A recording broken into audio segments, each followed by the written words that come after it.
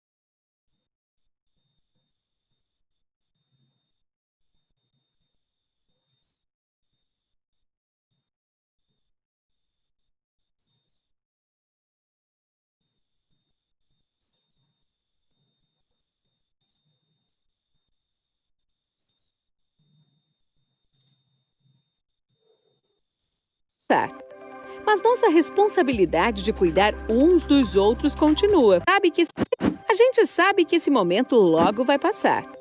Mas nossa responsabilidade de cuidar uns dos outros continua. Então, ao visitar sua cooperativa e outros espaços, mantenha a distância mínima de 1,5 metro das pessoas. Além disso, cubra a boca e o nariz ao tossir ou espirrar. Lave as mãos regularmente com água e sabão ou use álcool em gel 70%. E ao tocar em cédulas de dinheiro e moedas, higienize as mãos de imediato. E o mais importante, conte com os canais digitais do Sicoob. Se tiver que sair, use máscara de proteção facial e coopere com a proteção das pessoas ao seu redor. Não podemos dar as mãos, mas podemos unir nossas atitudes e fazer a diferença. Sicoob.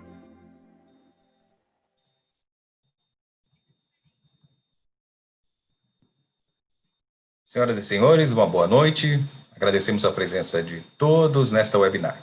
Mais uma webinar promovida aí pelo Sicoob Paulista, hoje com o tema A Retomada Econômica. Participação especial de Carlos Alberto dos Santos, consultor, economista, especialista em gestão e políticas de desenvolvimento com foco em instituições financeiras, pequenas empresas e desenvolvimento econômico local. Professor, palestrante, publicou livros e dezenas de artigos em diversos países. Foi diretor do Sebrae Nacional por 8 anos e atualmente diretor da Cosse Energia, Finanças e Empreendedorismo. Eucle Manarelli Filho, professor universitário, administrador de empresas e empresário do agronegócio, conselheiro e fundador do Sicoob Paulista. Participam desta live aqui do Sicoob Paulista, Marco Silva. Ele é professor, tem especialização em cooperativas de crédito e é diretor-geral do Sicoob Paulista. Maria Antônia, administradora de empresas, especialização em gestão de negócios e também diretora de negócios do Sicoob Paulista. Você aí que está assistindo a esta webinar através do YouTube, não deixe de curtir as redes sociais do Sicoob Paulista, no Facebook, no Instagram e aqui também neste canal, aqui embaixo no botão inscrever e também ativar o sininho para quando houver mais eventos como este, como esta webinar, você possa também ser notificado por esta plataforma. Não sai daí. Este webinar tem uma previsão de mais ou menos 1 hora. Desejamos a todos um excelente encontro online e que possamos ter uma rica troca de experiências. A todos um ótimo webinar. Marco Silva, a palavra é sua. Obrigado, Rodrigo. Boa noite a todos. É uma satisfação aqui tê-los novamente aqui na audiência do Sicoob Paulista. Agradeço, em primeiro, o nosso conselho de administração, hoje aqui representado pessoalmente pelo professor Teucro, sócio fundador e nosso conselheiro do Sicoob Paulista aí há alguns anos. E o Carlos, parceiro também, né, estamos aprendendo muito com ele e trazer um pouco do conhecimento dos dois aqui para a gente debater hoje aqui nesse webinar. Tá? Agradeço o nosso presidente também, o senhor Edson, né, que ele tem apoiado muito a diretoria nesses eventos, que é o momento da gente estar falando com vocês, trazendo inovações, trazendo novidades e discutindo temas do nosso dia a dia, né? E quando se fala de retomada econômica, a gente tem uma situação que o Carlos está na Europa, está na Alemanha, e vai poder comentar também como está sendo as coisas por lá, né? A nossa ilustre diretora de negócio, a Maria Antônia, aí para brilhantar a noite, né? Deixar essa tela aqui mais agradável, né? Então, vou passar aqui, hoje a gente vai ser um pouco diferente dos outros, vai ser realmente o bate-papo, fique à vontade, poste as suas perguntas aí durante o nosso bate-papo, e a primeira pergunta que eu vou fazer aqui, o Carlos, né, para ele começar a falar, e a gente vai trocando ideia, quais os principais impactos que você vê, a gente vai falar dos impactos e depois como vai ser a retomada. Quais os principais impactos da pandemia, né, Carlos, aí você que é especialista no mercado financeiro, está aí na Europa, está vendo o que está acontecendo por aí, e a perspectiva aqui no Brasil também. Boa noite, Carlos, seja bem-vindo e obrigado por mais uma vez estar junto conosco. Boa noite a todos. Eu que agradeço, Marcos, pelo convite, a oportunidade. Boa noite a Maria Antônia, ao professor Teucro e a todos que estão nos assistindo. O tema de hoje ele é extremamente desafiador, porque nós estamos nos movimentando num terreno com bastante incerteza, né? Muitas coisas nós simplesmente não sabemos, né? Mas o que já dá para saber, o que nós já temos de informação consolidada, o que nós já temos claramente como tendências, nos permite traçar alguns cenários e verificar um pouco como é que está acontecendo. Eu acho que a primeira questão, sempre que vamos tratar da pandemia, partimos do ponto que nós estamos passando uma situação extremamente nova, inédita. Nós temos algo que não é comum, não é mais uma crise, não é algo transitório que simplesmente, né, durante um período acontece um problema e depois volta tudo ao normal. Nós temos, na verdade, várias crises simultâneas, que têm origem no problema sanitário, no problema de saúde, da disseminação, da propagação do vírus em escala global, por isso pandemia, né? Mas que rapidamente levam a situação de profunda crise econômica, social e, no caso brasileiro, também crise política, né? E isso se dá porque nós temos no mercado especial algo que também não é trivial, também não acontece normalmente, que é um duplo choque de oferta e de demanda. Nós conhecemos, por exemplo, temos experiência com o choque do petróleo, né? Você tem aí uma commodity, um produto extremamente importante que tem, num dado momento, um enorme aumento de preços e isso impacta na economia. Nós conhecemos também crises que tem como início, por exemplo, na greve dos caminhoneiros. O abastecimento ele vai tendo muita dificuldade e aí a um desabastecimento, eventualmente aumento do preço dos produtos, etc. Mas são sempre crises que, mesmo com grande impacto, elas têm início num segmento e a solução da crise se dá ali em torno do segmento, né? Agora nós temos algo que é múltiplo facetado, que demanda estratégias e demanda políticas bastante sofisticadas, e muitas delas que a gente realmente não sabemos. Não sabemos porque não tem histórico, porque não tem uma experiência anterior. O que nós sabemos, o que nós já aprendemos com essa crise, é que há que se fazer um esforço enorme de evitar a propagação do vírus. O vírus ele tem uma baixa letalidade, fala-se de algo em torno de 0,7, 0,8, abaixo de 1%, significa de todos que são infectados, abaixo de 1% vem a óbito, não?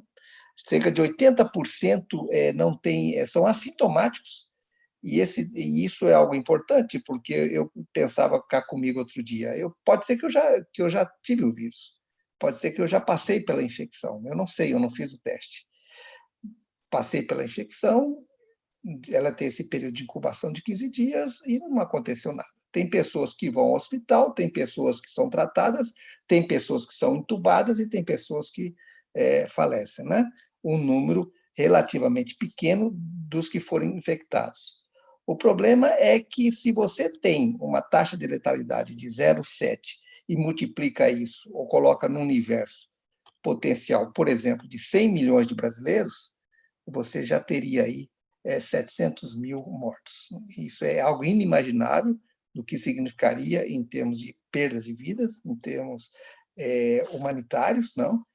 A dor das famílias, dos familiares, dos amigos, mas também perdas econômicas, né? Cada pessoa que falece é uma força de trabalho a menos, todo o conhecimento acumulado e por aí vai. Então, nós temos algo que é absolutamente inédito na sua magnitude e na sua complexidade. O esforço para conter a disseminação do vírus numa velocidade, numa quantidade que os prejuízos seriam enormes, ele levou a uma situação, e os países que melhor fizeram isso já estão colhendo resultado, já estão tendo a retomada que tanto almejamos, que estamos ansiosos para que aconteça também no Brasil, que é o isolamento, que é a identificação e o isolamento dos casos. Nós temos aí alguns países, por exemplo, a Coreia do Sul, o Japão, a Alemanha, a China, não é? O grande exemplo da Nova Zelândia, que demonstrou que esse era um caminho viável, inclusive para a retomada econômica ser mais segura. Essa parada foi extraordinária, no caso brasileiro continua ainda muito forte, e já existem cálculos que levou a uma quebra do produto interno bruto, em termos médios, maior do que da Grande Depressão dos anos 20, 29. Né? Então, nós temos aí uma magnitude enorme. E, para encerrar, isso tudo se dá no bojo de velhos problemas. Né? Se olharmos para o Brasil, os velhos problemas da pobreza, da informalidade, da urbanização, saneamento, habitação, educação, tecnologia, todos esses problemas que nós já tínhamos na nossa sociedade, eles são potencializados. Fica mais difícil ainda em função disso. Nosso sistema de saúde, o Sistema Único de Saúde, em que pese diversas dificuldades, eles têm feito um trabalho também bastante interessante. Então, a forte redução da renda, ela vem acompanhada de algo que pode parecer curioso, mas é algo lógico, é racional, que é o aumento da poupança. Nós estamos observando um aumento muito grande dos depósitos a prazo e da tradicional caderneta de poupança. Nós temos um cenário econômico que tem alguns dados favoráveis, bons, que é a inflação e juros baixos, né? Na medida que a inflação também está muito baixa por falta de demanda, pela recessão, e nós temos a forte desvalorização do real frente ao dólar, né? Frente ao euro, frente às moedas fortes, e isso estimula, torna os produtos de exportação brasileiros mais baratos. Né?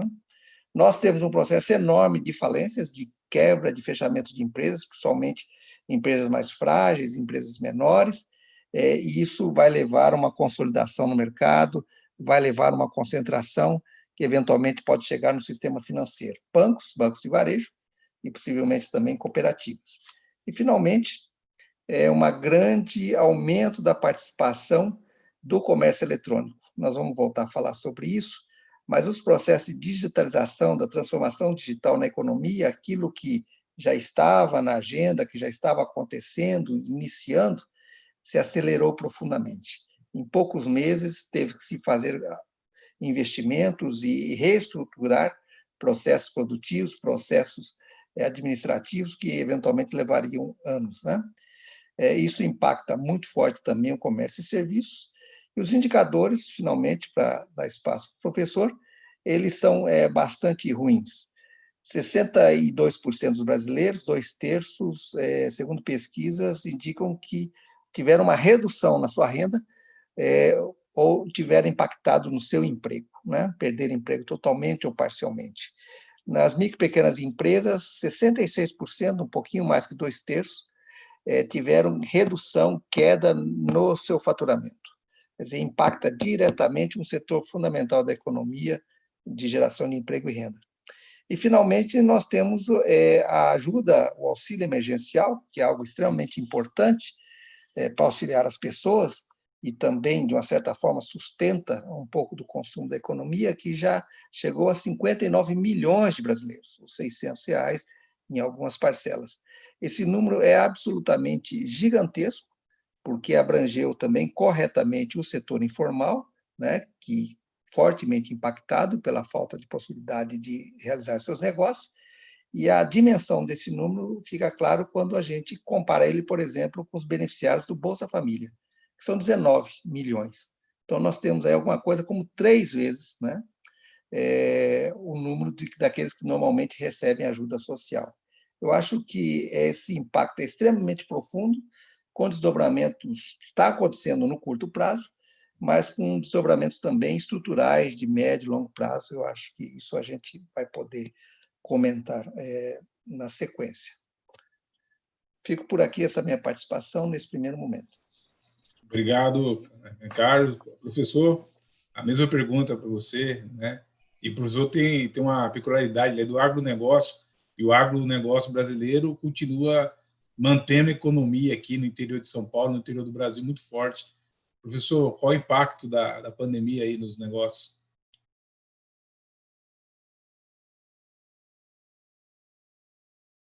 Está fechado o som, professor. Boa noite a todos. Parabenizar a Cicobi Paulista, o Marcos, Maria Antônia, é uma alegria estar com o Carlos Alberto e principalmente aos ouvintes, né? O Carlos Alberto não deixou muita coisa para me falar, porque ele já fez um panorama geral. Então, eu vou fazer alguma coisa que complemente a essas questões. Então, com relação a essa pergunta, os principais impactos, esses impactos foram muito fortes, não só a nível de Brasil, mas a nível mundial. Especificamente no Brasil, porque as pessoas não esperavam. Aí, de repente, vem e se para. E quando se deu essa parada no mês de março, se esperava uma abertura relativamente rápida, no máximo em 60, 90 dias. Você vê, nós já estamos agora em agosto e ainda algumas áreas e os setores estão fechados. Então, isso impactou profundamente o setor econômico brasileiro, mas de uma maneira desigual. Ou seja, alguns setores não sofreram significativamente, em especial o agronegócio e o setor de comercialização, por exemplo, as redes de supermercados, a rede de farmácia, a indústria farmacêutica nacional, são setores que estão, pelo contrário, indo muito bem. Os setores mais impactados, no caso brasileiro, são os setores de serviço, principalmente as pequenas, médias empresas e os microempreendedores. Então, esse é um problema importante para o Brasil. A questão da ajuda emergencial que o governo federal vem fazendo, simplesmente é como diz, um band-aid para a gente fazer uma passagem menos traumática, né? Mas nós vamos ter sérios problemas mais à frente, mas, em especial, em toda a cadeia produtiva do agronegócio, o que a gente tem observado, primeiro, o acúmulo de saldos na balança comercial brasileira gigantescos. O Carlos Alberto levantou um ponto que eu vejo que é muito importante, é o aumento da poupança, ou seja, desde que começou a pandemia, a poupança a nível de Brasil, ou seja, a caderneta de poupança, ela está gerando saldos positivos na ordem de 30 bilhões por mês. Então as pessoas estão com receio e depois nós vamos comentar mais à frente, isso é um dos componentes que vai ajudar no processo de recuperação econômica. Um fator bastante relevante é a questão do câmbio, que nos ajuda muito, né? O Brasil é um país exportador, líquido, tem saldos líquidos, e à medida que o dólar sobe, ele melhora de duas maneiras. Primeiro, facilita, barateia o nosso produto de exportação a nível internacional e dificulta, encarece a importação. Isso vai ajudar, inclusive, a recuperação do mercado interno. Já estou antecipando algumas coisas, né? Então, alguns setores foram mais impactados, outros setores foram menos impactados, mas o cerne da economia brasileira não foi significativamente impactado. Alguns setores que têm cadeias mais abertas e mais internacionalizadas, por exemplo, como a indústria automobilística, tiveram quedas muito significativas, mas a recuperação, eu creio que ela vem de uma maneira muito tranquila. Então, esse impacto é importante e eu vejo que nós precisamos, e mais à frente vamos discutir isso, analisar as oportunidades e as coisas que estão sendo incorporadas. Por exemplo, nós fazendo aqui esse vídeo, a questão do delivery, que ajuda os pequenos negócios à medida em que reduz custos fixos, diminui no primeiro momento, mas incorpora uma mudança de hábitos do consumidor. Então, são questões que o Carlos Alberto colocou muito bem. A gente nem sabe como entrou, nós entramos, estamos dentro. E agora nós precisamos começar a entender como é que nós vamos sair. Mas um ponto muito importante que eu queria ressaltar aqui são as questões políticas, né? As questões políticas foram exacerbadas, ainda estamos com, como diz, os nervos à flor da pele, e isso não ajuda. Não ajuda o processo que nós estamos vivenciando, e isso não ajuda o próprio mecanismo de saída que nós vamos ter que sair. Nós vamos ter que dar as mãos para sair desse movimento de pandemia, valorizar um pouco mais a empresa nacional, valorizar o pequeno negócio, então uma série de questões. Então, eu não quero me alongar muito, porque a gente tem outras coisas importantes para dizer mais à frente.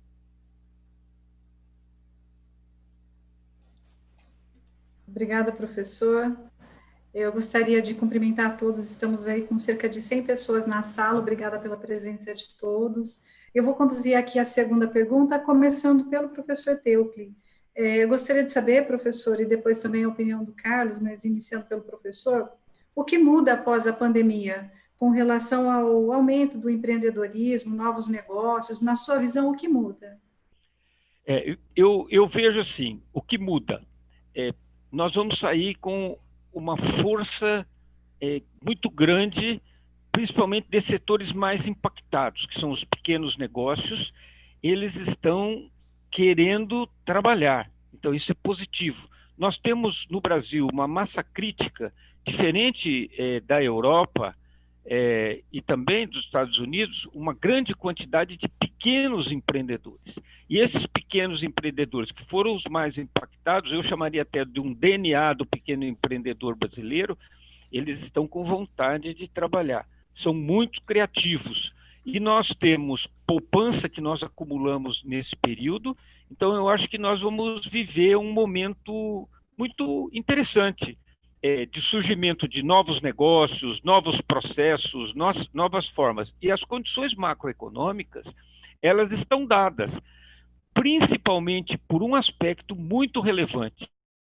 Nunca na história recente do Brasil, nos últimos 50 anos, tivemos juros tão baixos e juros negativos, que são juros abaixo da inflação. Eu achava que nós íamos chegar em algum momento, como o Japão já tem há muitos anos. Então, hoje, a pessoa deixar esse dinheiro na poupança como está acumulado, na verdade, ele está pagando para o banco guardar o dinheiro para ele. Então, esse recurso, ele vem para o empreendedorismo. E observe que a própria Bolsa de Valores já se recuperou, mas ainda nós temos muito dinheiro no Brasil e, principalmente, nós temos um excesso de liquidez, de recurso internacional que deve fluir para os investimentos, aí não pequenos e médios, mas investimentos de médio prazo. Então, eu acho que as condições macroeconômicas de juro baixo, excesso de liquidez na economia, vão nos ajudar bastante. E o câmbio também dá uma competitividade muito grande para setores brasileiros, principalmente não só a cadeia do agro, mas outras cadeias, que já eram competitivas em taxas de câmbio na faixa de R$ 4 por dólar, numa taxa de 5,5, eles se tornam extremamente competitivos. Então, esse é um fator de atração de investimento. Mas o que muda na verdade, esses pequenos empreendedores e as empresas que já estão consolidadas precisam agora focar muito mais na gestão. Ou seja, tem que olhar para dentro do seu negócio. Em especial, olhar o seu fluxo de caixa, que é o problema que nós vamos vivenciar, né? Para os setores mais impactados, você vai ter algum tipo de inadimplência, dificuldade de fazer a gestão de caixa, renegociar com funcionários, uma nova visão, de uma nova estratégia de marketing, né? Um marketing diferente, uma ação mercadológica diferente. Mas eu acho que são mudanças pouco pontuais em função das características e são setoriais em função de que o cerne da economia brasileira não foi firmemente impactado. Ele ainda está muito preservado e o empreendedorismo vai florescer bastante. É isso que eu tinha a dizer. Muito obrigada, professor. E, Carlos Alberto, na sua opinião, o que muda após a pandemia?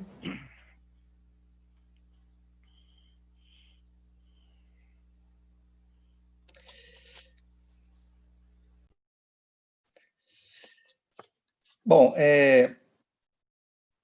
sobre o agronegócio, eu fico até intimidado em falar alguma coisa, porque nós temos aí, né, o especialista e um empresário do segmento. Então, professor Teucler, não vou falar sobre o agronegócio, o senhor tem condições muito melhor do que eu para falar, não é? Eu queria complementar a partir de duas abordagens. O primeiro, e aqui felizmente eu tenho que cumprir um papel também de trazer uma visão mais pessimista ou mais realista em relação ao pós-pandemia, né? Nós podemos discutir isso de duas formas, numa forma ideal, como deveria ser, como seria, ou tentar trazer isso mais focado no que está acontecendo nesse momento. Dessa forma, eu, infelizmente, tenho que dizer que ainda não dá para falar do pós-pandemia.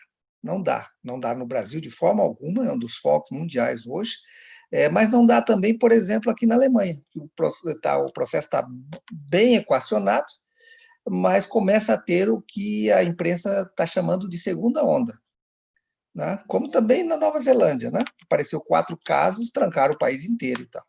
Aqui na Alemanha, os turistas, os alemães que foram para a Espanha, que foram para o Mediterrâneo, voltam das férias e trazem o vírus de novo. E aí as escolas, e começa de novo a situação. Então, efetivamente, o que os cientistas, os epidemiologistas dizem é que, de fato, enquanto nós não tivermos uma vacina, um processo de imunização mesmo a partir de uma vacina, nós vamos ficar com essa situação de abre e fecha. Eu quero ser otimista e imaginar que isso se resolve, quer dizer, que nós teríamos aí uma situação caracterizada como pandemia até o final do ano, isso não é uma boa notícia, mas até o final do ano, e que em 2021 teríamos o processo de imunização a partir de uma vacina. Então, já está surgindo algumas aí, tem muitas dúvidas em relação a elas, mas há uma corrida enorme, né, de toda a indústria farmacêutica para desenvolver essa vacina, e tem muito dinheiro nisso e tem muito investimento. Então, a pandemia continua existindo, e essa situação de abre e fecha ela deve continuar aí nos próximos meses, infelizmente, né? Em relação ao futuro, esse debate é muito rico, ele aparece muito como um novo normal, né? E aqui eu queria destacar duas coisas. Nós podemos falar um pouco de tendências, e de tendências traçar cenários.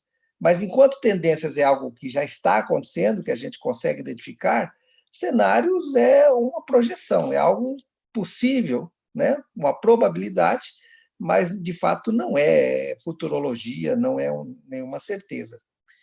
O que, por exemplo, a Organização Mundial do Comércio indica, isso é bastante consistente, é que a pandemia ela apontou para uma necessidade, há uma reestruturação, uma reordenação das cadeias de suprimento, das cadeias de valor globais. Nós fomos pegos aí numa situação que o setor industrial, muito dependente da fábrica do mundo, que é a China, e nós chegamos a essa situação que até máscara, né, algo absolutamente simples, têxtil, né, demorou um pouco para se produzir. Sem falar de outros equipamentos na área médica que também dificuldades aí aos poucos está se restabelecendo. Então, essa busca da reorientação das cadeias de produção global, ela pode reconfigurar o comércio internacional. E aqui, professor Teucler, aponta também para o agronegócio, em função também do grande tema sempre estratégico, né, de segurança alimentar. Quer dizer, existem debates, discussões, também da mesma forma como se diz, muitos países, o Brasil, né, para ficar no exemplo, depende muito dos insumos, dos produtos que vêm da China. Também existe o movimento inverso de grandes países consumidores, como China, Índia, né, a União Europeia, Rússia, de tentar alternativas ou diversificação dos seus fornecedores, ou mesmo produção, substituição a partir da produção local. Na agricultura, nós sabemos que não é tão simples como na indústria, você simplesmente não transfere uma planta de um lugar para o outro, mas esse processo ele acontece. Tem um pano de fundo também de uma disputa geopolítica global que afeta, né, o mundo e que afeta o Brasil, naturalmente, que está relacionado com o papel da China nesse novo momento. A China vai transformando-se, vai migrando da fábrica do mundo para assumir uma liderança mundial em inovação, em especial tudo que está relacionado com tecnologia, internet, veículos elétricos e por aí vai, o grande tema do 5G, né?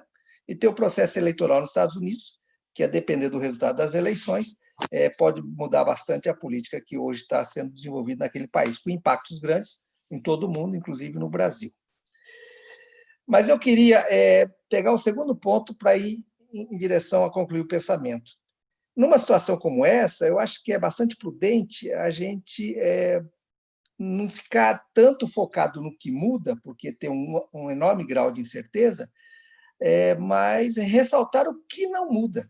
Porque, de fato, né, não é imaginar que tudo vai ser diferente, o mundo não acabou, né? E tem coisas que vão sempre ter a sua lógica, a sua racionalidade.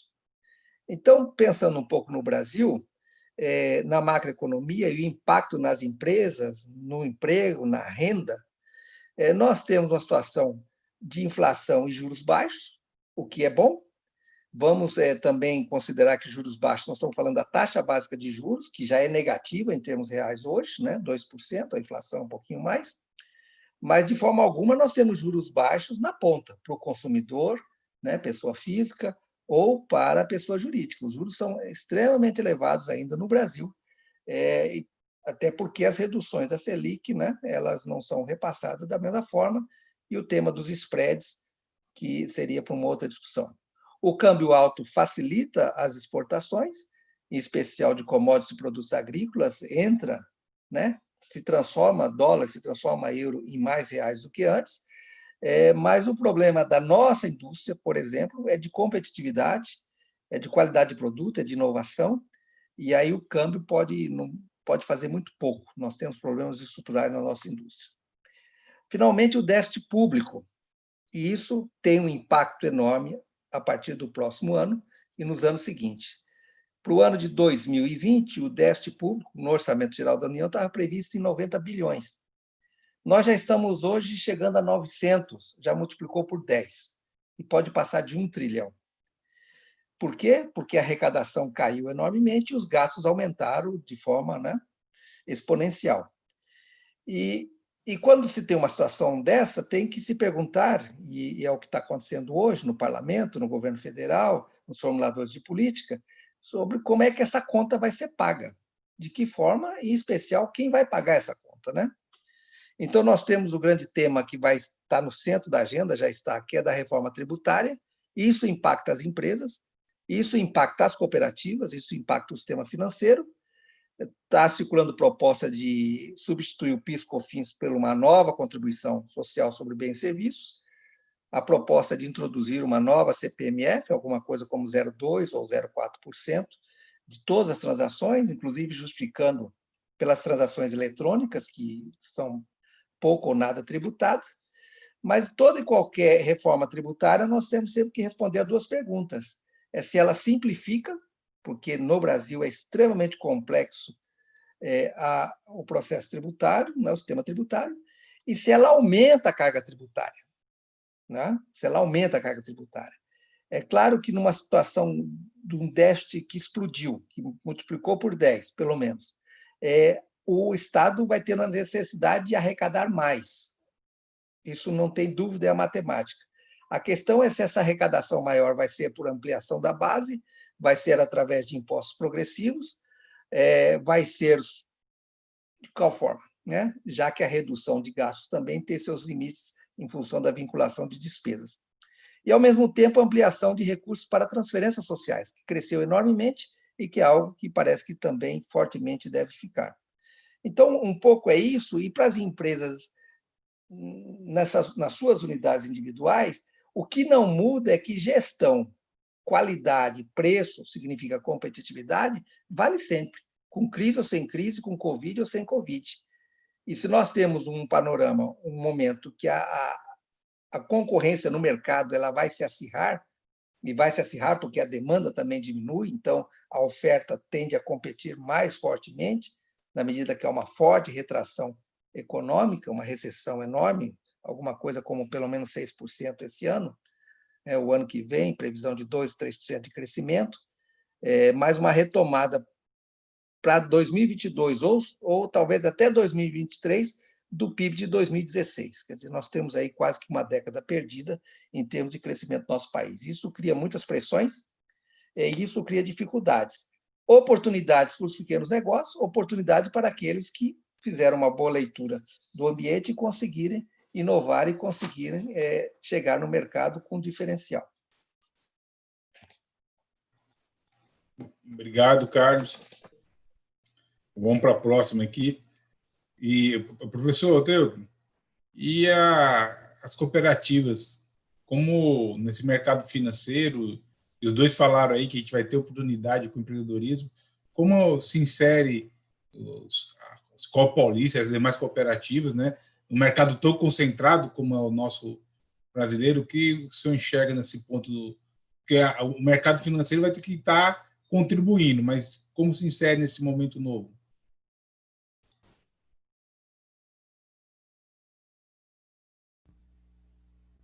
Antes de responder essa pergunta, eu só queria fazer um pequeno comentário e concordo com as palavras do Carlos Alberto, mas principalmente nessas questões, o que não muda. Então, o que a gente está enxergando como uma tendência, o que não vai mudar é o setor público.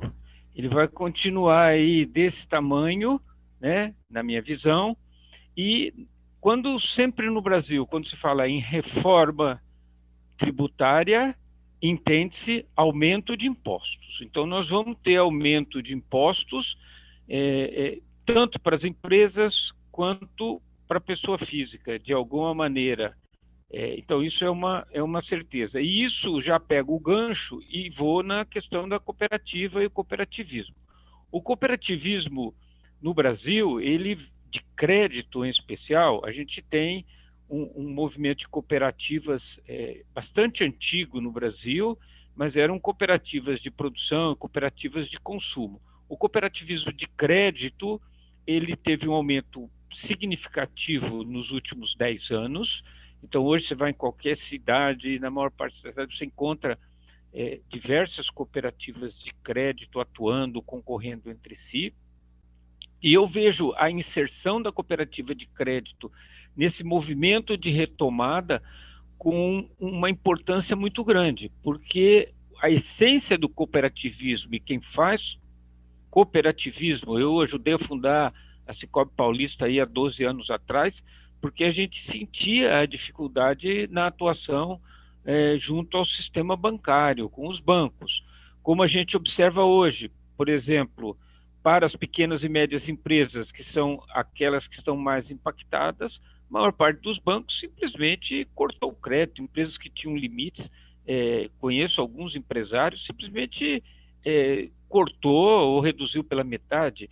Empresas outras que não são bancos, mas, por exemplo, factories, as factories simplesmente pararam de operar. Eu conheço umas 2, 3 aqui na região que não estão operando, e conversei esse dia com uma pessoa, ele disse, olha, é preferível deixar o dinheiro lá do que tomar o risco de inadimplência. Diferente das cooperativas de crédito, que na sua essência, elas têm a associação dos cooperados, e você veja, o próprio Sicoob Paulista, desde o primeiro momento, empreendeu uma ação proativa de buscar os seus cooperados, identificando os problemas, mapeando as dificuldades eventuais setoriais e, pelo contrário, trazendo aquele que está com dificuldade para dentro da cooperativa, buscando conjuntamente a solução. Isso é fazer cooperativismo de crédito, isso é ser cooperativo, isso é estar junto. Nós estamos fazendo isso desde o primeiro momento, o Marcos como nosso diretor-geral e o nosso presidente do conselho, o Edson Gawara, tem uma ação, e com apoio do todo o conselho de administração e do conselho fiscal, de procurar dar um equacionamento para os nossos cooperados, que na verdade são os donos da cooperativa. Então eu vejo um momento muito importante de uma ação estratégica das cooperativas de crédito. Infelizmente, não são todas que estão fazendo isso, algumas a gente percebe que elas parece que ficaram amortecidas, não sei se pela sua estrutura burocrática ou pela sua visão empresarial, ou pela sua visão de negócio, não vou entrar no mérito disso, mas eu posso assegurar que a Sicoob Paulista vem fazendo a sua parte de proatividade, não só junto aos seus cooperados, mas também junto à sua comunidade, na sua inserção social, com entidades, com associações, buscando exatamente dar uma guarida. Agora, a gente também precisa dizer, e ser claro, que a cooperativa de crédito não vai ser o salvador da pátria para setores que têm dificuldades estruturais ou que já vinham com sérios problemas, né? Nós podemos amenizar, mas nós não vamos ser o salvador da pátria de alguns segmentos de algumas empresas, porque as empresas também têm que fazer a sua lição de casa, né? Tem que cuidar do seu negócio, tem que se reinventar, tem que trazer processos de inovação, tem que mudar processos, né? Então, na cooperativa, a gente observa claramente um aumento do risco, né? E isso é precificado nas taxas. Então, quando aumenta o risco, né, as componentes de uma taxa é o risco, a correção monetária e a oferta e demanda de dinheiro. Então, o risco subiu. Hoje, basicamente, a taxa na ponta para o tomador é fundamentalmente risco, né? Não é oferta e demanda de dinheiro, não é o custo de dinheiro, é o risco. Então, é uma precificação de risco e, em função do risco, nós vamos ter taxas diferentes. Quem tem risco menor vai ter uma taxa menor, onde você tem um risco maior, as taxas. Mas isso nós estamos fazendo muito bem dentro da Sicoob Paulista e muitas cooperativas estão fazendo. Nós vamos ter um aumento significativo de inadimplência, isso é inerente ao próprio negócio, mas a gente tem que identificar isso e fazer, principalmente, que eu vejo para a cooperativa de crédito, precisa-se fazer um ajuste estratégico. Nós já vínhamos pensando e fazendo, e nós temos o nosso planejamento estratégico, e é preciso calibrar esse planejamento estratégico em função de como vão sendo conduzidas as questões nesse processo de saída, porque esse processo de saída, para a gente terminar, na minha visão, eu sinto das pessoas um receio da contaminação, mas eu sinto uma vontade muito maior de sair, para ir trabalhar. Não é sair para passear, é sair para trabalhar. As pessoas já estão um pouco cansadas de estarem em casa. Elas querem sair, produzir, trabalhar, algumas passando inclusive necessidades.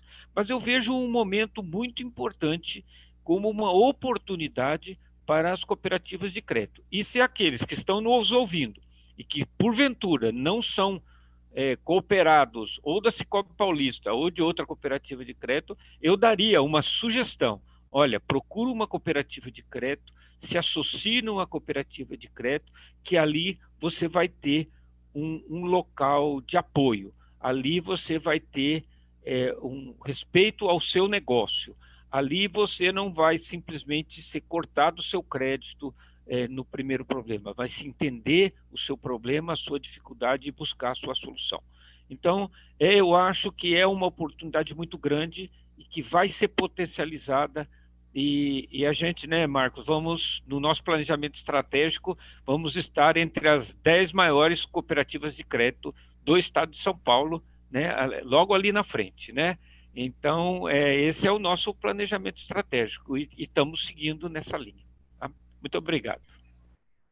Isso mesmo, professor Carlos. Eu sei que é um estudioso não só do cooperativismo brasileiro, mas mundial, e a gente tem exemplos bons aí no mundo afora. E como você enxerga a inserção das cooperativas e nesse momento agora, na retomada?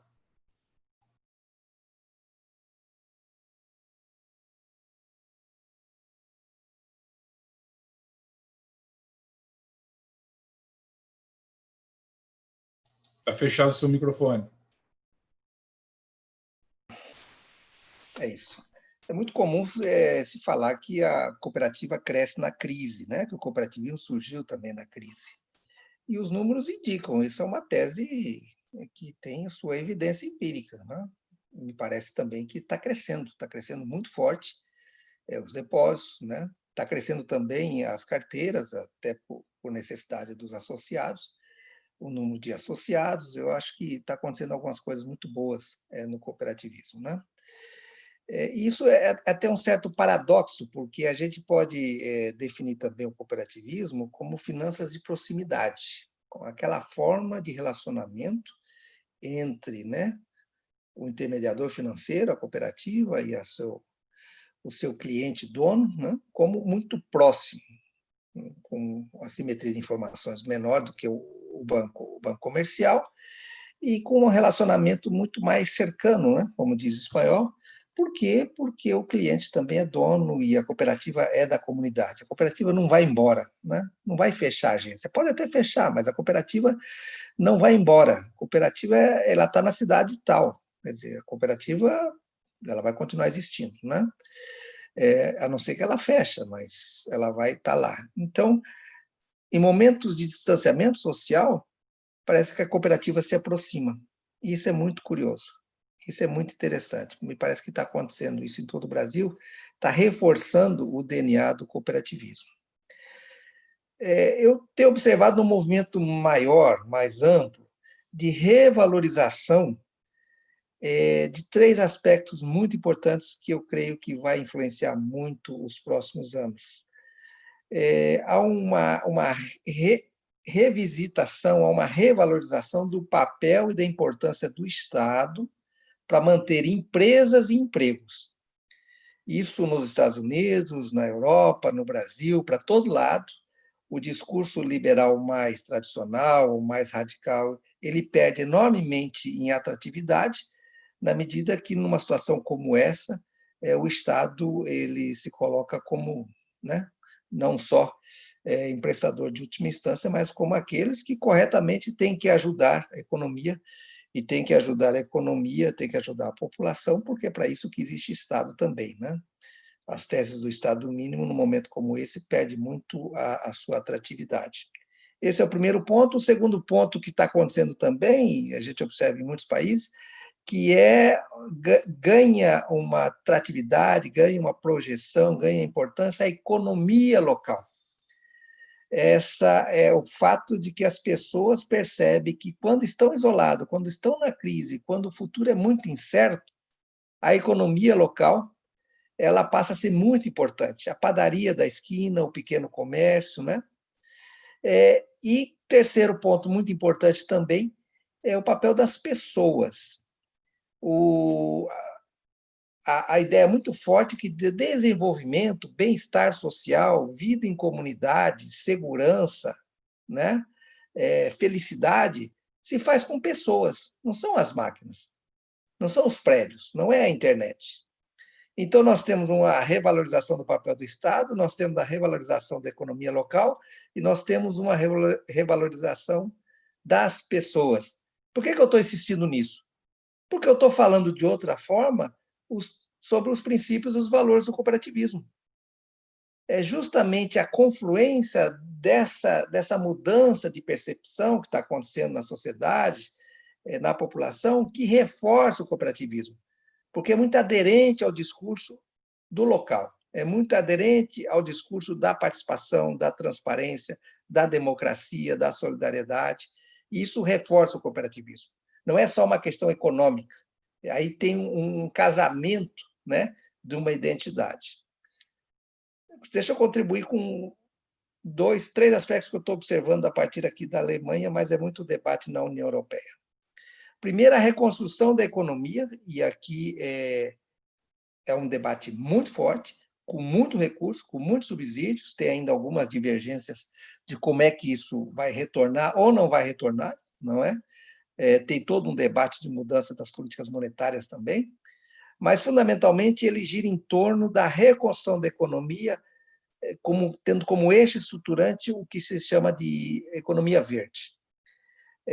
Impulsionar novas tecnologias e inovação nos sistemas produtivos a partir de fontes de energia alternativa, a partir da descarbonização, a partir da redução da emissão de CO2, a partir de combate também dos efeitos do aquecimento global. Quer dizer, o grande motor da inovação, dos investimentos, da criação de empregos de qualidade, de posicionamento no mercado internacional, de exportação, a partir dessa orientação. Isso a gente percebe na indústria automobilística, no setor de serviços, a gente percebe em diversos lugares há mudanças muito profundas acontecendo, né? Por exemplo, no sistema financeiro, a necessidade cada vez maior sendo imposta pelos bancos centrais, ou Banco Central Europeu, da necessidade de que os riscos ambientais e riscos climáticos sejam incorporados nas análises de risco dos bancos. Porque, de fato, esses riscos eles aumentam e a indústria financeira e também a indústria de seguros é fortemente impactado por aí. O segundo aspecto que está bastante em debate e que também no Brasil inicia-se e deve crescer é a adoção da chamada renda mínima ou renda básica. Existe uma diferença entre elas, mas a ideia é o processo de transferência permanente de renda para a população. A diferença entre renda mínima e renda básica é se é para todos os cidadãos do país ou se é apenas para setores socialmente fragilizados. Isso por conta da Covid, mostrou a necessidade disso, mas também por conta das mudanças estruturais no mercado de trabalho. Diversos países já estão introduzindo isso, é um debate enorme nos Estados Unidos, na Califórnia em especial, é algo que deve também chegar. Um momento futuro, que nós teremos aí recursos da sociedade sendo investido, ou renda que não vem do fator trabalho, não vem do fator investimento, juros ou renda do capital. E, finalmente, algo que é extremamente ruim, que é triste, mas eu tenho que dizer, é que os cientistas não descartam há uma grande probabilidade de outras epidemias, futuras epidemias. A Covid-19 ela vai ter a sua solução daqui a pouco, esperamos que seja rápido, com a vacina, mas pode ser que está vindo outras epidemias por aí. Tem muita explicação para isso, tem a questão da urbanização, da concentração, processos ambientais, sistema de saúde deficientes, e o processo todo de movimentação de pessoas, mercadorias, né, da globalização, que propaga rapidamente esses vírus. Quer dizer, esse cenário é um cenário terrível, mas é um cenário que é o pior da segunda onda. Quer dizer, a segunda onda começa a se tornar realidade, mas já se discute como é que o planeta, como é que os países, as sociedades vão se preparar para futuras pandemias. A Covid-19 nos ensinou muita coisa, e isso é bom, né? Isso é bom no sentido de, entre tudo que tem de ruim, algumas coisas nós aprendemos. Eu não quero fazer prognóstico tão pessimista, mas se em 10 anos tivermos uma outra epidemia, nós já sabemos de muita coisa que fizemos ou não fizemos, né, na época da Covid-19. Né? O cooperativismo, se eu tenho ainda um minuto, ele tem que estar muito claro que há um acirramento da concorrência. O acirramento da concorrência em função também de novos players, novos entrantes, né? Novas tecnologias, impulsionada, inclusive, mecanismo para ampliar a concorrência pela autoridade monetária, pelo Banco Central. A Pix, a plataforma de pagamentos instantâneos, está entrando agora no ar, em setembro. Isso vai derrubar os custos de transferência, vai acabar com o TED, com o DOC, e por aí vai. O Open Banking também vai ser um grande choque de concorrência no sistema financeiro. E o cooperativismo decreto, com todas as suas vantagens que o professor Teucli assinalou, tem um enorme desafio de melhorar seu desempenho em termos de gestão, de eficiência e de expansão, de crescimento, de ganhos de escala, não? De relacionamento com as comunidades, com os stakeholders, de aplicação, de fato, dos princípios 5, 6 e 7 da educação, da intercooperação e do interesse pela comunidade. Esses princípios são fundamentais, é o que, de fato, diferencia o cooperativismo do agente financeiro tradicional, convencional. E aí eu creio que, cada vez mais, e a crise está mostrando isso, que esse diferencial ele tem que ser reforçado, ele tem que ser ressaltado. É ser mais cooperativa, é reafirmar os princípios que há 170 anos funcionam e que se demonstram ser muito resilientes. As tecnologias, os aplicativos e tudo que vem por aí tem que acompanhar, não pode ficar para trás. Mas não é isso, de fato, que vai fazer a diferença. O que faz a diferença é a cooperativa demonstrar que ela é diferente, porque ela é diferente e que ela está junto com a comunidade e, no momento, por exemplo, de crise como essa, ela se comporta diferente do banco comercial. As grandes cooperativas médias, pequenas também, muitas cooperativas do Brasil afora têm feito um trabalho excelente nesse momento de crise, ações de solidariedade muito claras, voltado para o tema de saúde, e isso vai ter um retorno. Isso tem um retorno enorme de imagens, tem um retorno enorme de identificação da população, do cooperado, com a cooperativa. Está crescendo o número de associados e vai crescer mais ainda. Aí eu sou bastante otimista em relação a isso. Obrigada, Carlos Alberto, a sua visão é muito ampla, você abordou muitos temas aqui, inclusive já entrando numa outra pergunta que nós temos aqui, vou iniciar com você, inclusive. Nós temos na sala também empreendedores, então essa pergunta ela não é só para o contexto da cooperativa, mas o que nós, como gestores, tanto nós gestores da cooperativa, quanto os empresários, gestores de negócios, o que nós podemos fazer para mitigar os efeitos dessa pandemia, os riscos dessa pandemia?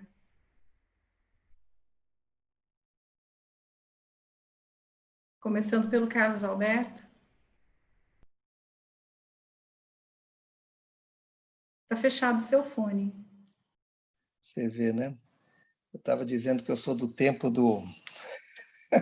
Nós estávamos conversando sobre isso, né, professor? Do computador que tinha cartão de perfurar. Meu primeiro computador foi um 386. Quem está ouvindo, alguns devem saber o que é 386, né? Em relação aos empreendedores, né? Aqui, de novo, eu acho que o seguro é a gente conversar o que é que não muda. Aquilo que nós sabemos, aquilo que tem que ser feito. Ou, se não for feito, vai ter muito problema. Isso independe da crise. A crise ressalta a necessidade de certas coisas, mas ela não suspende, por exemplo, algo que é fundamental. É só ir lá na 25 de março, lá em São Paulo, e conversar com qualquer um daqueles lojistas, que eles vão falar: o cliente é ouro, o cliente manda, o cliente tem razão. Né? O que a gente fala? O importante não é o que eu quero vender, o importante é o que o cliente quer comprar. O que ele está disposto a pagar? Qual é a qualidade que ele está exigindo? O que é que os concorrentes estão oferecendo? Então, isso não muda. Não muda, não estou falando nenhuma novidade, eu estou dizendo, atenção, que essa lei de ferro que é o cliente manda, é para o cliente que eu trabalho, é para o cliente, eu, empresa, em especial pequena empresa, no setor de comércio, serviço, que é intensivo em relacionamento, em pessoas, eu tenho que me adaptar porque há mudanças no hábito dos consumidores. O cliente está mudando. Então, eventualmente, coisas que estavam funcionando, talvez não vai funcionar da mesma forma. Mas não é porque o mundo mudou e é tudo ao contrário agora. É porque o cliente ele pode estar sendo mais exigente, ele pode estar sendo menos tolerante com certas coisas, pode estar surgindo concorrentes que estão fazendo uma oferta mais interessante que a minha e por aí vai. O que é que muda? A digitalização. Isso veio para ficar. E nós sabíamos que isso ia acontecer, a tendência era muito clara, mas o processo se acelerou enormemente. Nós temos alguns números da quantidade de crescimento do comércio eletrônico, por exemplo. É um crescimento fenomenal durante a pandemia, que levou, por exemplo, o Mercado Livre se tornou a maior empresa da América Latina, é mais valiosa que a Vale do Rio Doce, que é a petroleira, e cresceu no segundo trimestre desse ano, o lucro do Mercado Livre cresceu 245%. Então, o pequeno lojista ter uma presença na internet se torna fundamental. Se ainda não tem, vai ter que ter. Pode ser através de um site próprio, pode ser através de loja virtual, né? Os chamados marketplace também, além do Mercado Livre, tem aí da Magalu, né? Da Magazine Luiza e outros e tal. Quer dizer, ter acesso ao cliente através das plataformas digitais. Ter acesso ao cliente através das redes sociais, mas redes sociais para fazer negócio, não para ficar botando piadinha e tal, né? No Facebook, no Instagram, no WhatsApp. Quer dizer, são ferramentas muito populares no Brasil. É impressionante, por exemplo, eu faço quase tudo no WhatsApp, né? Aqui na Alemanha eu falo para alguns amigos, me dê seu WhatsApp, eles perguntam, como é que é isso? Como é que funciona? Não é tão disseminado, né? Tem outras ferramentas. Então, essa transição para o mundo digital, por mais que o negócio seja um negócio tradicional, ela tem que ser feita. Eu tenho que pensar sempre na minha empresa que eu vou acessar o meu cliente, o cliente vai me achar da forma tradicional, vai continuar existindo sempre, mas ele tem que me achar também da forma como ele está achando os meus concorrentes. Né? Eu tenho que ir lá porque os concorrentes já estão lá. Isso serve também para os serviços financeiros, digitalização dos serviços financeiros. Uma quantidade enorme de operações já estão no digital, em especial no telefone, no smartphone. Isso é bom, não tem problema nenhum. Isso não vai contra os princípios, a forma de agir da cooperativa, das finanças de proximidade. Né? Tem muito espaço ainda para crescer, está crescendo muito na pandemia. Isso libera a cooperativa, inclusive, para focar, para investir no relacionamento. O que não muda, então, com certeza, sempre é conquistar e fidelizar clientes. Por mais que a situação está difícil, por mais que os negócios estão sem capital de giro, estão em situação até de insolvência, conquistar e fidelizar clientes. Eu posso perder dinheiro, eu posso perder mercadoria, eu posso perder um monte de coisa, mas eu não posso perder o cliente. Tem que me relacionar, tem que manter o contato com o cliente de alguma forma. E na redução, para mitigar riscos, e em função também do aumento da concorrência, porque o cobertor está curto, vai ficar mais curto, é reduzir custos e melhorar a qualidade dos produtos. Eu tenho que agir nas duas direções. Eu tenho que conseguir oferecer algo bastante atrativo, né, competitivo, agressivo, mas com qualidade. Reduzir custos também, reduzindo a qualidade, não é o caso. E, finalmente, a cooperativa e o pequeno o associado PJ. Eu estou falando pequeno porque, via de regra, o PJ na cooperativa é pequeno. Aqui tem uma pergunta importante, Marcos, e todos os outros, é que há que se perguntar o que a cooperativa pode fazer mais para esse cooperado PJ. O Teucles já falou alguma coisa em relação a isso, de forma muito propositiva. Fazer mais, eu sei que faz muita coisa, mas dá para fazer mais e precisa fazer mais. Eu acho que nós temos que pensar muito em formação, orientação, consultoria. O cooperado PJ tem que entender na cooperativa um parceiro, um aliado. Alguém que ajuda, e não é somente uma questão de taxa de juros, não é somente uma questão de pagar um ou outro boleto. Isso tem que ser feito, mas ele vê na cooperativa alguém de confiança que o oriente, que o ajude. Algumas coisas que estão acontecendo em muitos lugares do Brasil, com bastante sucesso, são campanhas e iniciativas, justamente nesse momento. Campanhas de compra do local, compra do pequeno, feira de oportunidade, cooperado fazendo negócio cooperado, marketplace da cooperativa, entre os associados, negócio entre cooperativas de diferentes ramos, a intercooperação, não é? No interior aí de São Paulo tem muitas cooperativas da agropecuária, do agronegócio, né? E para fazer isso tudo, porque isso tudo custa também, né? E não existe almoço grátis, é fundamental o tema das parcerias. Eu sei que o Sicoob Paulista tem no seu DNA, desde o início, uma forte presença, uma forte parceria com associações comerciais. Isso tem que ser cultivado, tem que ser ampliado. Também com o Sistema S, né? O SEBRAE, o SENAI, o SENAC, todos eles, com as prefeituras, com os clubes de serviço, Rotary, Lions, gente engajada, gente que faz trabalhos sociais interessantes. Quer dizer, a cooperativa se colocar como da comunidade, colocar como uma estrutura, uma empresa que tem objetivos econômicos e sociais. Cooperativa que está do lado do seu cooperado e do lado de toda a sua comunidade, que está nos seus princípios, que é o dia a dia da cooperativa. E para o cooperado, PJ, né, fundamental também participar da cooperativa. Quer dizer, o PJ, tradicionalmente, ele tem conta corrente também em bancos comerciais, em bancos públicos e também na cooperativa. Via de regra, em vários agentes financeiros, compara os produtos, compara os preços, isso tudo está correto e faz parte. Agora, o cooperado PJ ele tem que entender que na cooperativa ele é diferente a posição dele do que no banco.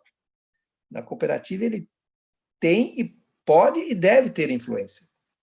Tem influência de reclamar, de sugerir, de perguntar, de participar, né?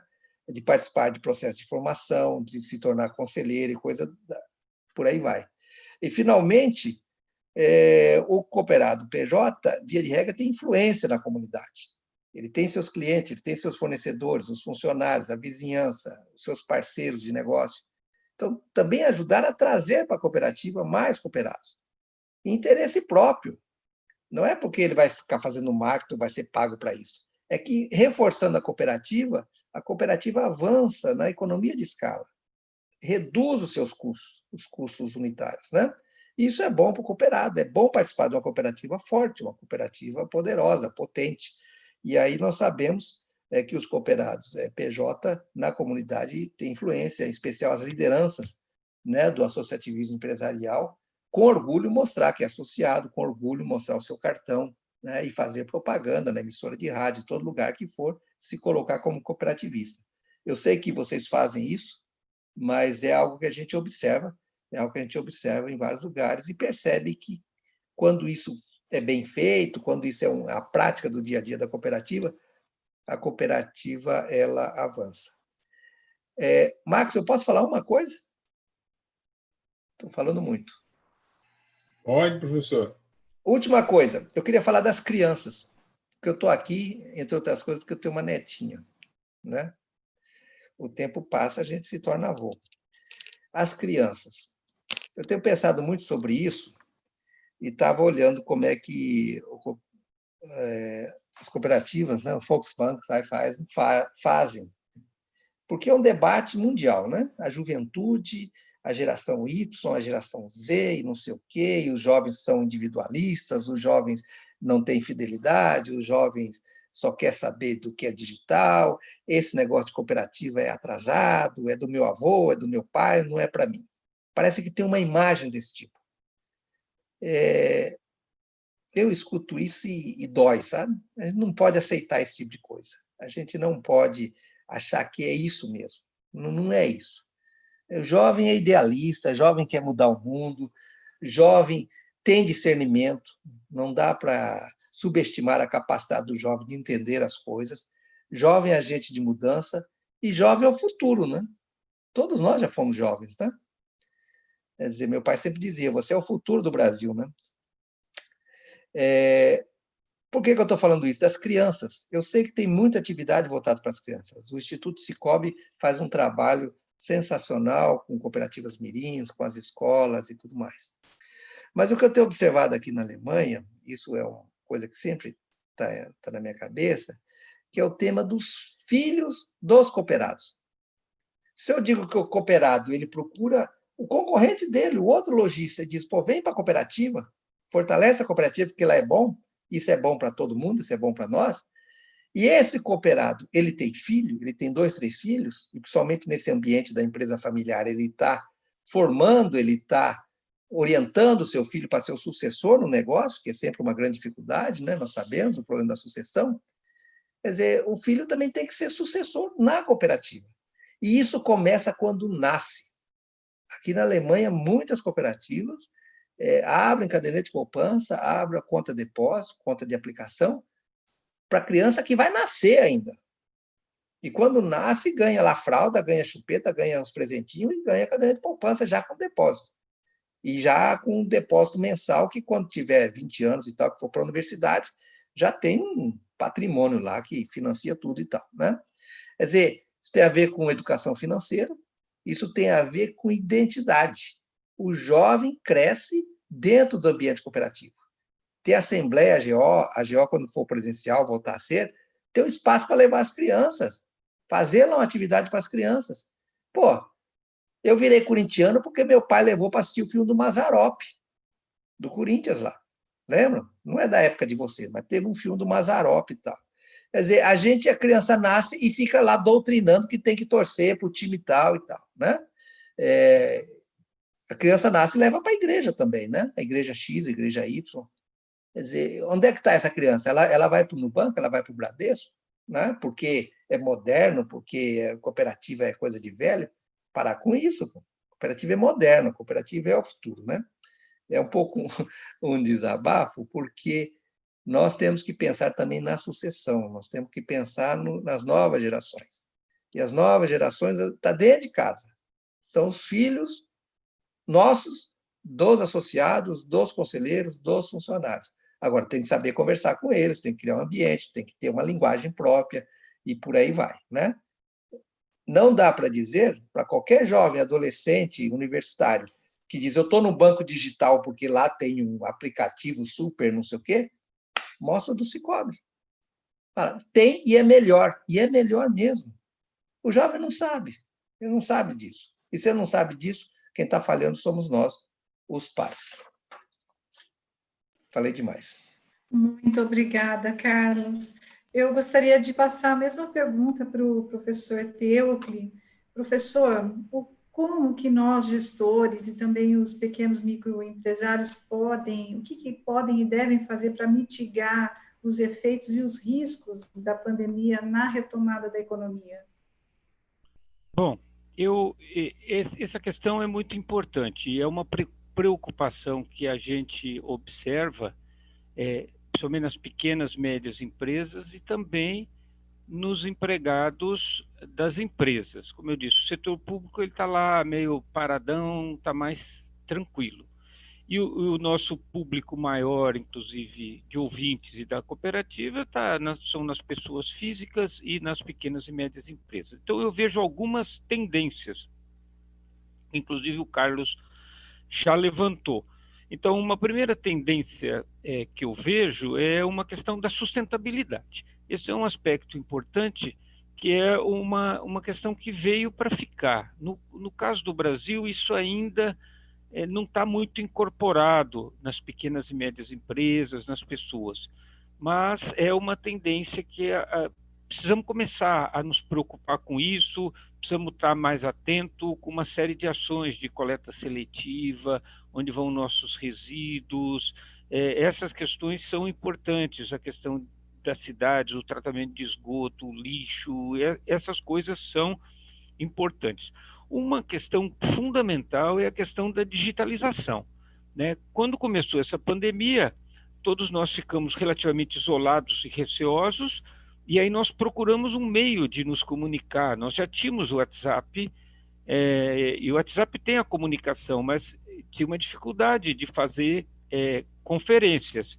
E aí nós imediatamente identificamos, olha, quantas plataformas já estão aí disponíveis, né? Nós estamos fazendo no Zoom, a gente tem o Google Meet, eu uso o Google Meet, temos o Teams e outras plataformas. E aí nós fomos aprender um pouco essas plataformas. E hoje eu tenho certeza que houve um crescimento enorme dessas plataformas. Então, essa digitalização muda bastante a questão do varejo como uma tendência, né, do próprio comércio digital.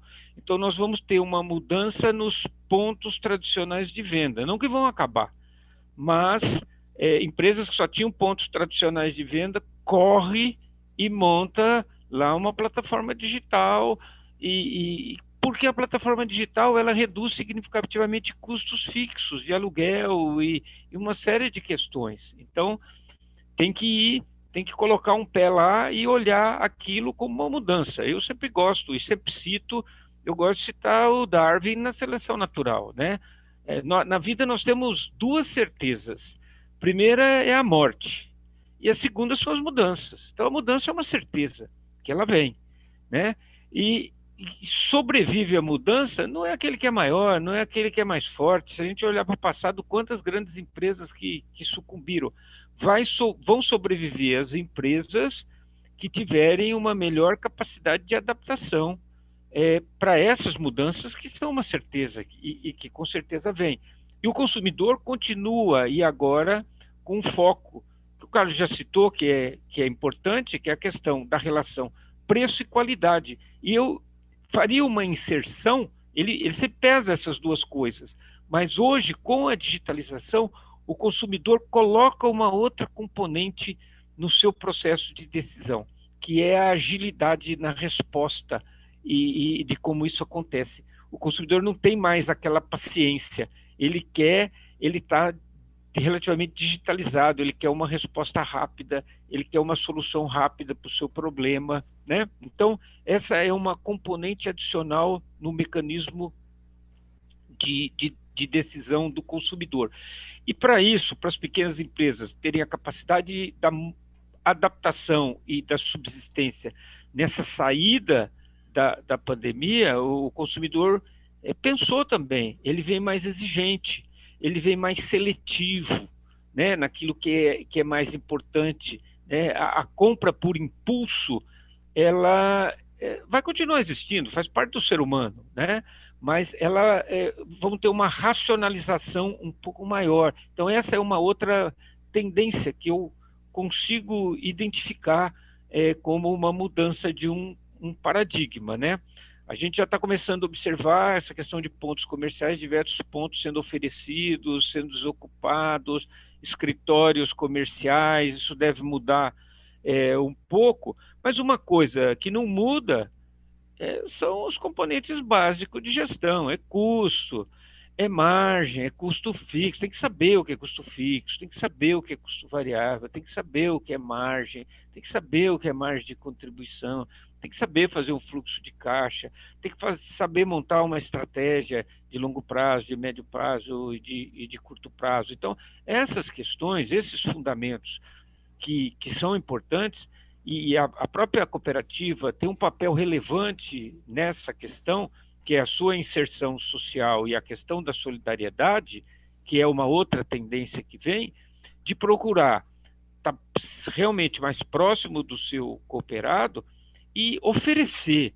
cursos, e aí podemos usar essas plataformas aqui, que nós podemos usar. A cooperativa pega, e nós temos dentro do nosso corpo técnico da Sicoob Paulista profissionais de extremo gabarito, e dentro do próprio Conselho de Administração, do Conselho Fiscal, pessoas que possam trazer uma contribuição e uma difusão de conhecimento de maneira gratuita para todos os nossos cooperados. Olha lá, põe lá, eu até havia dado uma sugestão para o Marcos, né? Põe lá uma vez por mês, num determinado horário, vamos falar sobre um determinado tema lá, seguro, gestão, vamos falar da importância do custo fixo, o que é ponto de equilíbrio, coisas que não vão mudar, vão continuar aí, vão estar inseridas, não tem muito achômetro. Quem sabe isso sabe jogar o jogo e vai sobreviver à certeza da mudança que vem,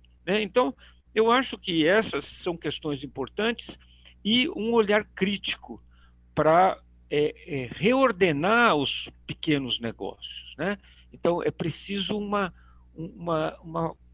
repensar dentro do seu negócio. Então, eu vejo, por exemplo, sistemas de franquias de alimentação com alguma dificuldade, porque o consumidor ele vai querer uma agilidade e uma flexibilização. Então, sistemas que vêm muito formatados, tem que seguir aquele padrão, aquela forma, e não tem a agilidade necessária, que é refletida na capacidade de adaptação das mudanças, vão sofrer bastante. Então, a cooperativa tem que saber se aproximar, como a gente já disse, do seu cooperado, trazer um pouco dessas ferramentas gerenciais e olhar essas tendências que eu vejo mais como macro tendências. O Carlos levantou um ponto aí no final, muito importante, que é a questão das crianças, né? Quem na literatura faz isso muito bem é o McDonald's. O McDonald's é um exemplo clássico de literatura, de estudo de caso.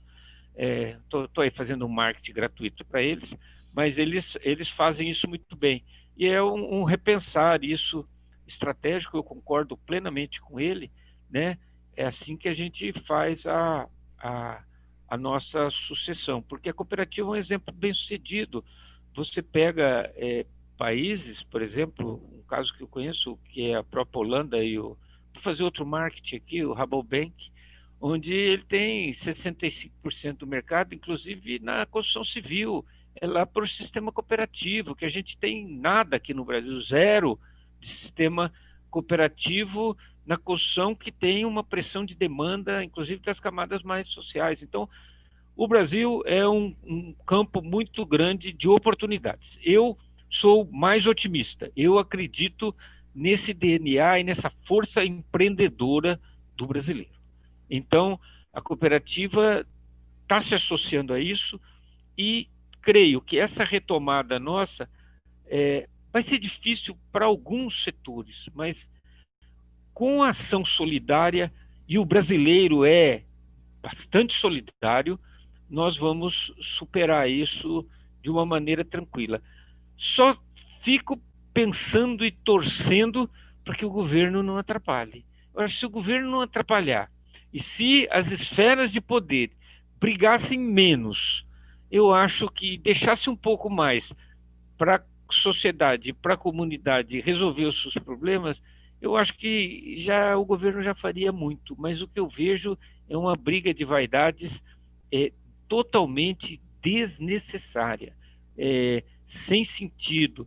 Esconder o tratamento que está fazendo porque pegou a Covid, porque isso pode eventualmente dar o braço a torcer, que o seu adversário disse que aquilo fazia bem, coisas do tipo assim que, olha, chega às raias da ignorância e do absurdo quando os nossos descendentes forem ler algum historiador que vai colocar isso, fala, mas esse povo era muito ignorante. Então, eu acredito na força do brasileiro, né?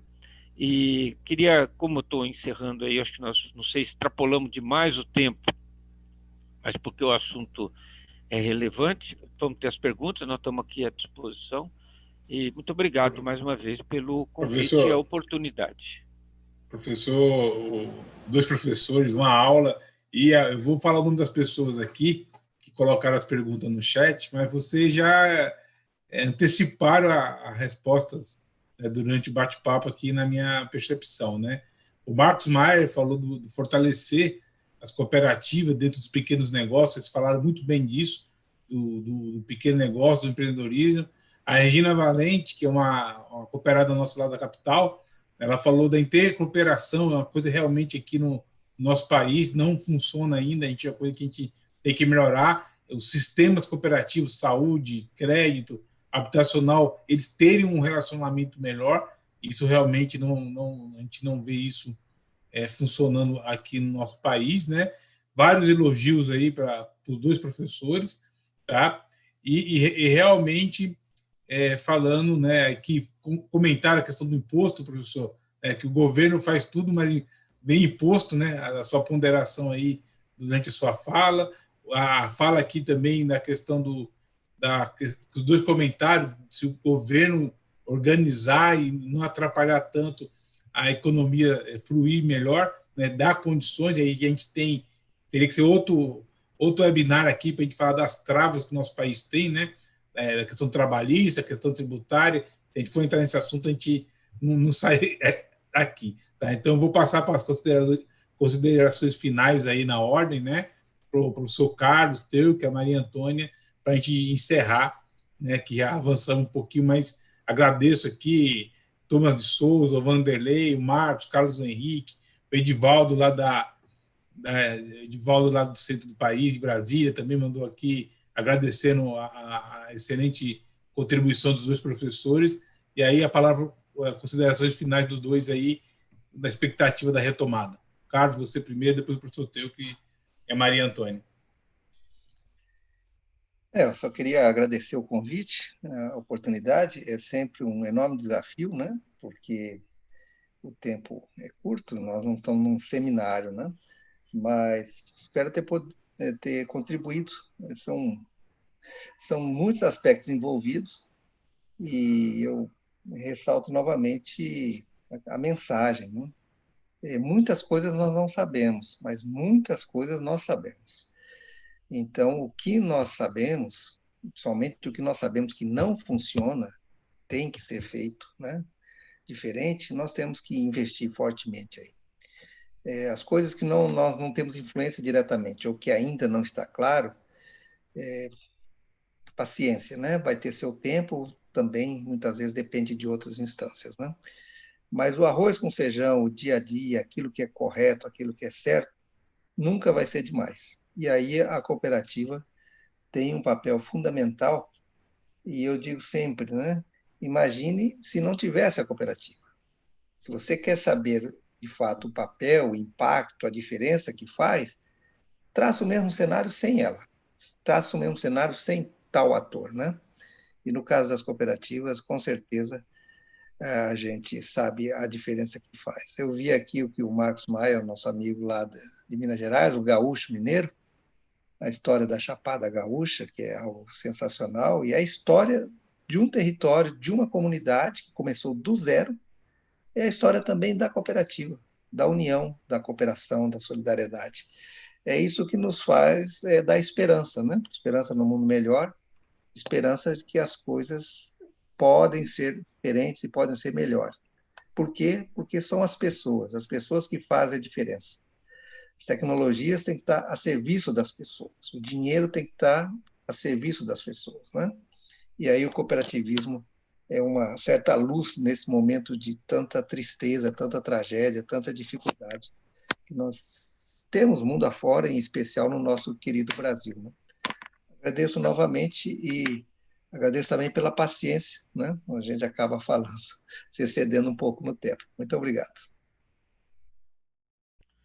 Bom, boa noite, né? Eu, inicialmente, até em nome do Conselho de Administração do Sicop Paulista, que eu tenho a honra de participar, gostaria de agradecer ao Carlos Alberto, que está lá na Alemanha, deve ser de madrugada, estamos atrapalhando o sono dele, mas deu uma contribuição extremamente relevante, tivemos mais um aprendizado, né?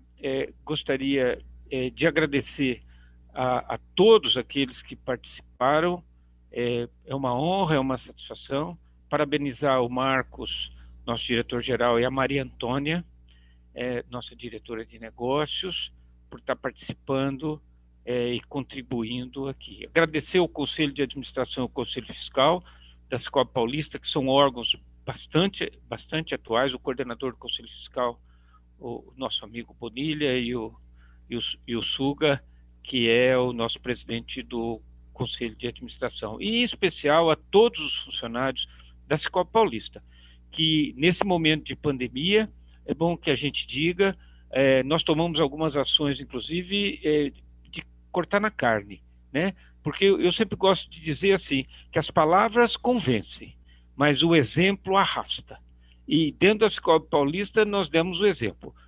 Cortamos a cédula de presença por volta de 30% de todos os conselheiros, reduzimos o salário dos funcionários e partimos para a luta, arregaçamos as mangas e nos juntamos. Como é que nós vamos mostrar o espírito cooperativo se a gente não der o exemplo, né? Então, o exemplo é que arrasta, o exemplo é o que mostra, né? Aquilo a que viemos, né? Então, eu estou muito feliz, queria agradecer muito ao Marcos, que fez inicialmente o convite, né? E eu sou um cooperativista e um associativista por excelência, né? Eu sou cooperado, perdi a conta, umas 10 cooperativas. Tem cooperativa de associação de crédito, mesmo de crédito, eu me associo, entendeu? Porque eu acredito no associativismo. Junto nós realmente somos mais fortes.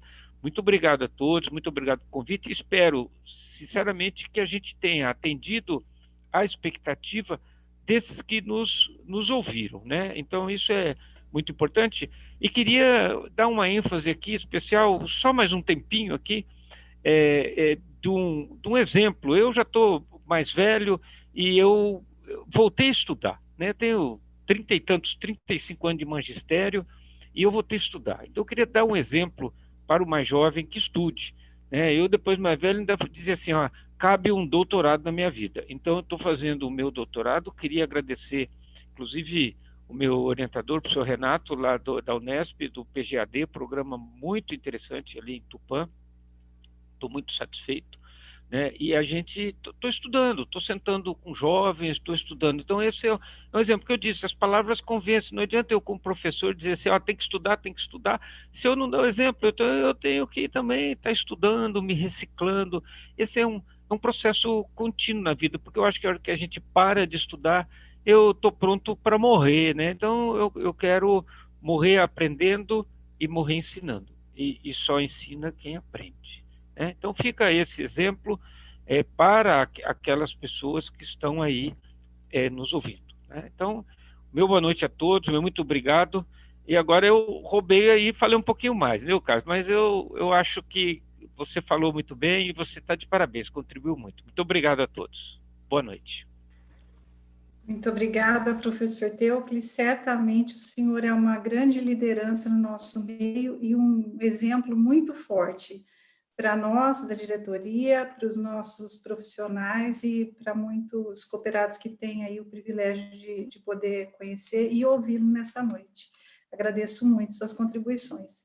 Agradeço muito, Carlos Alberto, que hoje vai dormir às 3 da manhã aí na Alemanha, para estar conosco aqui e poder ter contribuído de forma tão grandiosa, com conteúdo tão importante. Levo aqui das falas dos senhores 2 desafios, um que já é muito minha paixão, de muitos anos, ainda não conseguimos emplacar, mas as cooperativas mirins, elas estão no nosso radar. Hoje, inclusive, eu e o Marcos participamos de uma reunião onde foi falado sobre um projeto específico sobre isso, entendemos que isso é extremamente importante para a nossa continuidade.